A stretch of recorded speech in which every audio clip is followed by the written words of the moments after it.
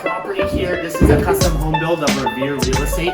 As we go through here, so we're standing on the second story of this project. We just finished drywall and painting, so we're still, just past the rough phase where it's all in rough framing and mechanical, electrical, plumbing, all of that stuff that got passed with the city, and we're getting into the finishes. So it's kind of an interesting time in the process because not a lot of people get a chance to see unless you've built a custom home or unless you bought a custom home and you worked with the builder or the developer during the process. Sometimes you don't get a chance to see it in this stage. This is an interesting room here because you can see a lot of the different parts of the build. So we did put in flooring. So this is going to be this is the laundry room like I mentioned. But a couple of things to just take into account is, why do you think this is here? Why wouldn't this just be a big rectangular room?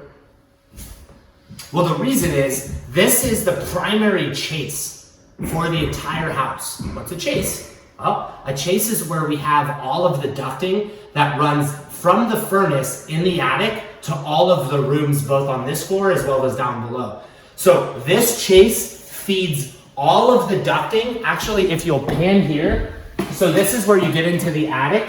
It all runs here and then comes down through this chase.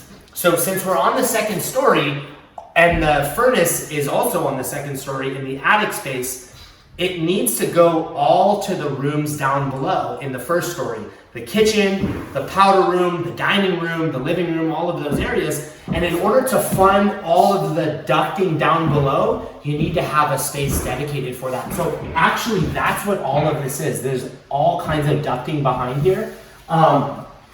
In addition, this pony wall, so this was needed because there's actually a beam. There's a very large structural beam below. So we actually, from the underground, so when you first build a property, it's very interesting. When we go through our underground, what that means is we grade the lot.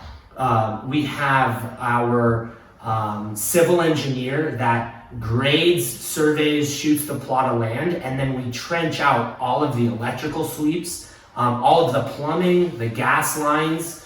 And what happens is once we go up from there, all of the plumbing runs from the underground through the different rooms of the home. In order to get from underground to the laundry room here, we needed to come up and over to here, but there is a large beam underneath. So one of the things we talked about, it's a pipe actually that looks kind of similar to this, but we needed to make it come out into the room. So the way that we were able to accomplish this is we knew that this is going to be a washer, this is going to be a dryer. So what we decided to do is, why not measure out, split the middle, put this pony wall up, and what ends up happening is when we have the washer and dryer here, when we have countertop space for the sink, we can also put a little countertop space here, and most people would never even know this is here because it just meets the washer and dryer. It's at the same height. The condition is exactly the same. We have a little bit of countertop space. So that was kind of an interesting thing that we had to try to figure out because we needed to run a pipe into the middle of the room. So this is all of the plumbing. So this is a dryer vent. So this will come out from the dryer itself. We have what's termed an exterior penetration. So that exterior penetration goes out into just into the air, and it is needed to be sealed, be protected, covered. This is your hot and cold water, and then you also have your plumbing pipe here.